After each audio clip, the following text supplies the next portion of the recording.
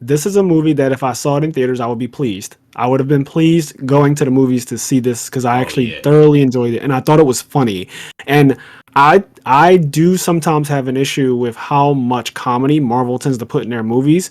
Yeah, I'm not one of those people who's like a killjoy and doesn't like to laugh at things and stuff, but sometimes it's too much. Mm-hmm. And I just feel like certain situations, it's like, okay, in this situation, no one will be making fucking quips and jokes, or it just is not called for in certain times. So I sometimes feel like it's ridiculous when they're joking about stuff, but this movie did it in such a well placed way that, and I just found myself laughing at a lot of it. I have a lot of friends who are Asian, and some of the things that they made light of and made fun of in this movie were actually things that my Asian friends have told me about, like Asian parents and how they, the expectations of their children and all of those things, right? Like Yeah, yeah. this movie definitely plays on a lot of the Asian culture things that we all hear about. If you have any Asian friends, they definitely talk about this type of stuff, strict parents and wanting you to be a certain way and basically shitting on you when you're not a certain way, as we see very early on.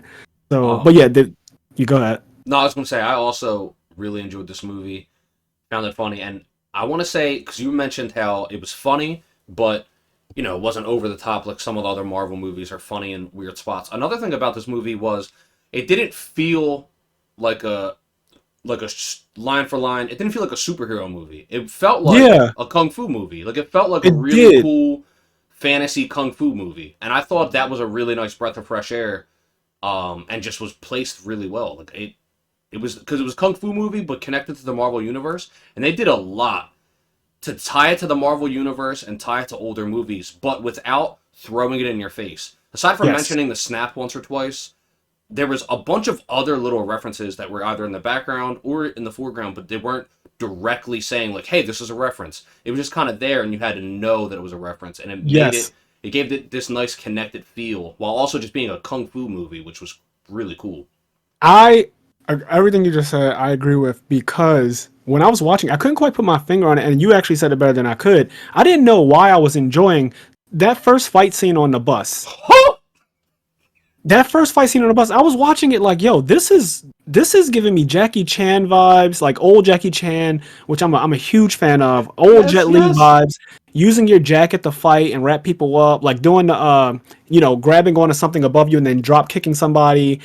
It would do a lot of little references to old kung fu movies, and I didn't quite put that together when I was watching because I was just enjoying the moment. But now that you've said that, that's why I enjoyed this movie so much because it didn't feel like I was forced to watch an origin story for Yes, Shang-Chi. yes, yes, It yes. It didn't was so feel good. like it didn't feel like the whole movie was focusing around this guy eventually getting the 10 rings. It Hmm. was just kind of like the 10 rings are a thing.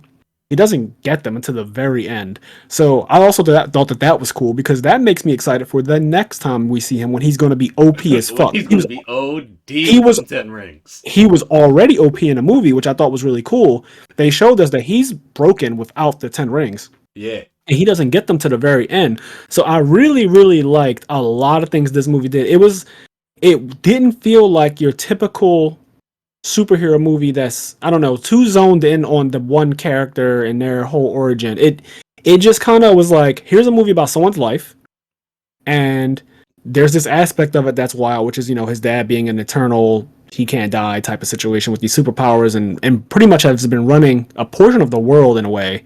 He's Hmm. been moving the world along in a way throughout the last 1,000 years. That, like, obviously that is really crazy and out there, but it's Marvel, is what you'd expect from this type of thing. But I don't want to say it was an afterthought, but it just kind of felt like I was watching Sean living his life, Hmm. and then shit starts to happen to him that's like, damn, I was just living my regular life, parking cars, hanging with my best friend, who like maybe a love interest later, but right now they're platonic and everything. There was, I don't know, I really liked it. It I was. really did. I agree, and to sort of piggyback off what you're saying, that was off of what I was saying. They, in terms of it, because this is technically an origin story, or Yes. origin story movie. It is in the category of origin story Marvel movies, one of the best ones. Like Yep. it's Easily. better than It's better than Iron Man 1. It's better than Thor 1. Like, it's better Yep. than the first Captain America. The Like, I think, Incredible Hulk. yeah, it's better than a lot of those movies. Like, first and fucking foremost. But, but Yes. second of all, oh wait, before I get to the second of all, I want to say, when you were saying the action's really, well, you didn't say the action's really clean. When you were saying the action's really clean, I said out loud, watching the movie multiple times, yo, that was fucking clean. Like, Yes. like they did something, and I out loud said, that was fucking clean. Yes. Multiple times. You had an audible reaction Yes. to what was happening. And I told you before you watched it, I texted, I said, yo, Shang-Chi is actually legit and it's very funny. And I found myself laughing out loud actually by myself. Like Yes. I was in my bed, all the lights turned out, watching this movie on my fucking OLED TV, enjoying the beautiful CGI, beautiful fight scenes.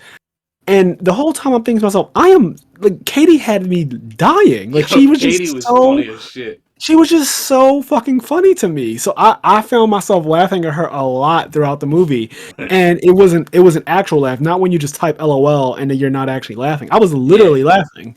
Yeah, it's not like sometimes you type LOL and you're just kind of smiling, or you're just like, Yeah. oh, that was funny. But Yeah, you you're were literally just legit laughing. One of the second big action sequence when they were fighting on the scaffolding outside the building. Oh my That god, was, yes. you want to talk about a Jackie Chan ass scene. There's a part where he goes and he flips under the scaffolding with like a bar to kick somebody, and then as he's flipping, he grabs the plank from above, flips it over so the plank smacks somebody else. And then there's another spot where there's a plank missing, and so he kicks a dude over, and the dude fills in a gap, and so then he runs over the dude because the dude's body makes a bridge. Like, it's such a Jackie Chan. When that guy's body made a bridge and then they dropped him down after using him as a bridge, I was done. I said, this is too much. The movie was choreographed, the fighting, everything. It was choreographed so well. I really, really want to make sure that we give them their flowers, which we are. I cannot believe how well done the choreography is. Like, whoever did the fighting choreography just needs to stay on as a choreographer for the rest of Marvel's like next phase. They just need to stay on because they nailed it. They just knew exactly what a good fight scene should look like, even if it's not necessarily kung fu every time, right? Like, it's not going to be, he was taught by his dad, and him and his sister trained or whatever. She was using like that one crazy ass weapon with the blade and stuff. All of that's great. It's not obviously not going to always be that when you see the new Captain America fighting or whoever. But you could get some clean, like you could get. This is a problem I've had with a lot of American films.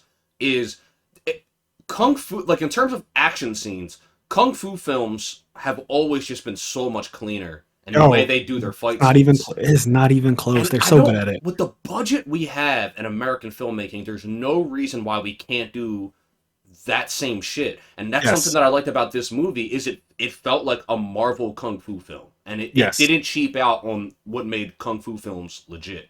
No, not even a little bit. To get back to that original point, in that you felt like you were just watching a movie and didn't feel like it was like really zoned in on being a strict origin story. I want to even say, kind of want to up the ante a little bit, is this movie gave me a similar vibe to Infinity War, where although the main character is Shang-Chi, it felt like the movie was about Wenwu, his father. There was and that was so cool. Like, because Wenwu, his father, is quote unquote the villain of the movie, but they spend such a good amount of time. He opens the movie. Yeah. Oh man. He opens the movie. You're right. That's another thing. It doesn't just focus on the main character, I guess, like Shang-Chi the whole time. Like, Sean is not the only focus. It really is more so like they share the role of main character. His dad is in the movie pretty much just as much as he is, honestly. Yeah. He opens the movie. There's the whole scene of him, like stumbling upon Talo's entrance, kinda, and then he that's where he finds the mom, and then they have a whole epic fight. Another beautiful fight scene. Yeah. Oh my god! Again, just the choreography of this fight, and then she's actually holding her own. Which up until this point, you've seen him body everybody and everything he's ever come across. So when he's fighting against her, it's like, well, one, you don't expect her to be able to keep up with the 10 rings, because I was thinking even if she's like able to do kung fu as well, really well, it won't matter because he has the 10 rings. But she used them against him and all types of other fancy shit, and she at no point was afraid of him. At some point she was like taunting him and making light of his attacks and stuff, and that part where she like does that one arm move where she pushes his arm in a certain way and she like stares at him as he twirls him around. And I think that the son ended up doing that to the dad at the end of the movie. But I do like stuff like that, and seeing how, you know, just because you have these 10 rings, you're not all powerful, which is good because that makes us know that even Shang-Chi will be beatable despite the 10 rings. You know what I mean? Like I like that. Hey guys, if you like this clip, we have full video versions of our podcast episodes available on the IMNerd Patreon, as well as exclusive content. If you'd like to listen to our full podcast episodes or find us on any other social media platforms, you can do so by clicking the link tree below.